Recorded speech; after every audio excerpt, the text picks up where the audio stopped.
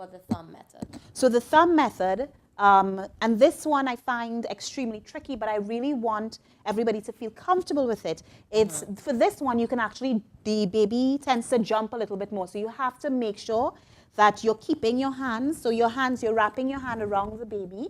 It has to be an infant small enough that your thumbs can overlap or be at least close, very close to each other in the front, near on that breastbone. And you're going So one. if your thumbs aren't overlapping, this is not the method No, to use. the best method would be the two-finger method. Okay, and then you go through the same process. The same again, process. 1 and 2 and 3 and 4 until you get to 15, and then give Two breaths. And after 5 cycles, always reassess for that pulse. Because if the baby's pulse has improved or has now a pulse, then you may not need to you can actually stop chest compressions and just deliver breaths. Okay, so if baby is not active but has a pulse, then you need to stop CPR. Yes. Usually, the best thing is if you're not sure, if you're not certain, then the thing to do is just continue CPR until help arrives. If you're in doubt, just do breaths and compressions until help arrives. I think it's very difficult sometimes when you're not trained to see, do I really feel that pulse or not? So the best thing that we say in medicine, when in doubt, just do it. Okay, good. What about when we get to the ages of toddlers? So that was a good question about what we do in older infants or adults. So what you want to make sure is that your area is safe. Again, safety first, call for help. The second thing you want to do is you want to do chest compressions.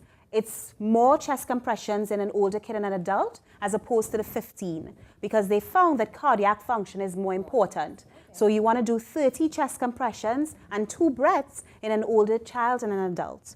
Okay? So the first thing you will do is, of course, you can check the pulse in a child.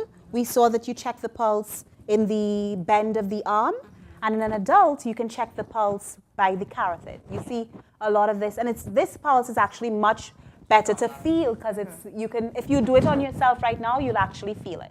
All right? So you assess the patient's not breathing, the patient has no pulse, you begin your CPR. So you first put your hands together like this, palm over palm, whichever one, it doesn't matter, right over left, left over right, it really doesn't matter. And then you're going to put all of your power into your hands, so you're not bending your elbows, okay? And you're going at the same place on the chest at the end, and you're going to start 1 and 2 and 3 and 4. And you'll do this up to 30 counts, okay? And then after giving 30 counts, you then chin lift, open up that airway, and you're going to give 2 good breaths, watching that chest rise. Okay? So my question is, how much pressure do you put when you're doing that thrush? All right. So I think it is really just being cognizant of your own strength. All right?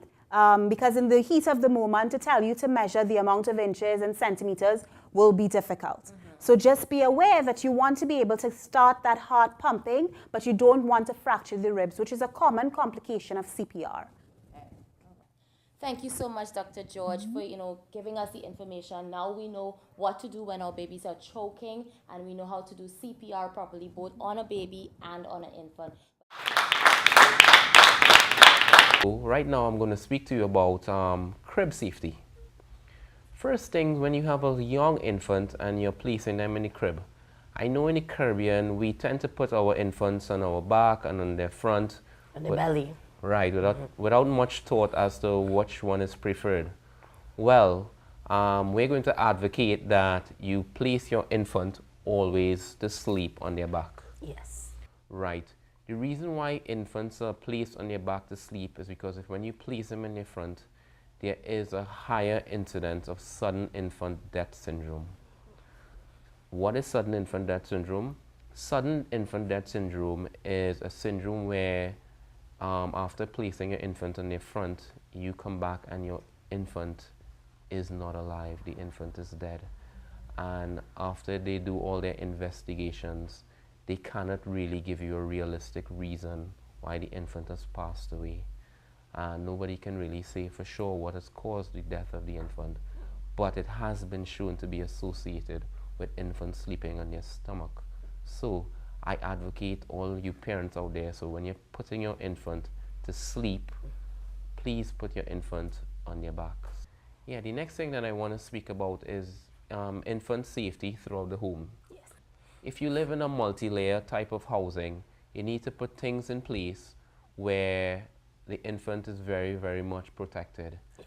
So for example, at the bottom and the top of staircases, you need to build or insert Gates. a gate or a fence to prevent the infant from Having access. right, from having access and probably having an accident. You also need to put away all corrosive fluids, all those things that are harmful for children if swallowed. You also need to make sure that they have those child-proof caps. Yes. But don't rely on the child-proof caps. Don't rely on it. Put things out of reach of the infant. Make sure that they don't get to it at all. Never ever take pills in front of children. Yes. Because once they see you taking medication, then if they ever find Your bottle. a bottle of pills, then they're more likely to go and try to mimic you. The other thing that's important is for people who have stoves that are electric stove or even gas stoves, you need to buy those protectors that cover the knobs to prevent the infant from turning it on.